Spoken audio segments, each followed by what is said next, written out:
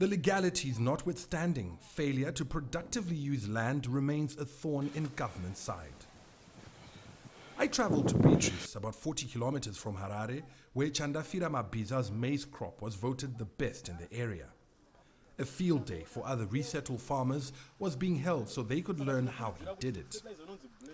He also grows groundnuts and tobacco, the golden leaf which has recorded record output and attracted more than 90,000 growers. But not everyone here is doing as well. MABHIZA's farm is part of this 1,200 hectare estate that was taken over during the land reform program. Parts of it are being used viably, while other parts are lying idle, becoming overgrown with grass like this and with no prospects of any production taking place anytime soon. MABHIZA tells me that while he and other smallholder farmers only got 6 hectares, some well-connected officials were allocated 100 hectares each but have not been fully utilizing it. A veteran of the Liberation War, he feels this is a betrayal of what he fought for.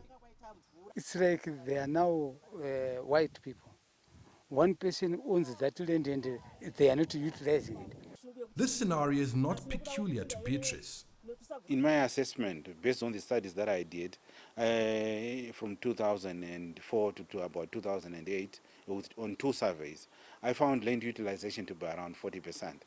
For years, government has been talking of a land audit that would repossess underutilized land and penalize multiple farm owners.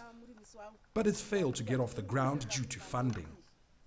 Some argue that even if it were to go ahead, it may still fail to resolve critical issues. If you do your land audit, the key question is, what is the next? What next? People have not answered that particular question. But for you to be able to answer that question, you need a very comprehensive land policy with key benchmarks and indicators. The current land policy was developed in 1990, and coming up with a new one will take years and require major funding. Even in its absence, there are other things that can be done to get agriculture right. Top of these is land tenure and its securitization, which would allow farmers to get loans using the land as collateral. They can't do that now because the land is owned by the state, which means a resettled farmer could be moved off their farm tomorrow if government sees it fit.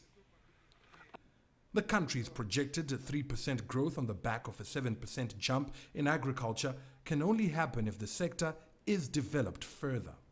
We're still primary producers. Do you see what I'm saying? And 30 years down the line, it's just not good enough. Just as government is pushing for value addition of its minerals, analysts say it should also insist on processing of agricultural produce. They say despite the prominence given to mining in recent years, agriculture remains the mainstay of Zimbabwe's economy and a sector on which millions of citizens pin their hopes of a brighter future. FARAI MWAKUTUYA, CCTV, BEATRICE, Zimbabwe.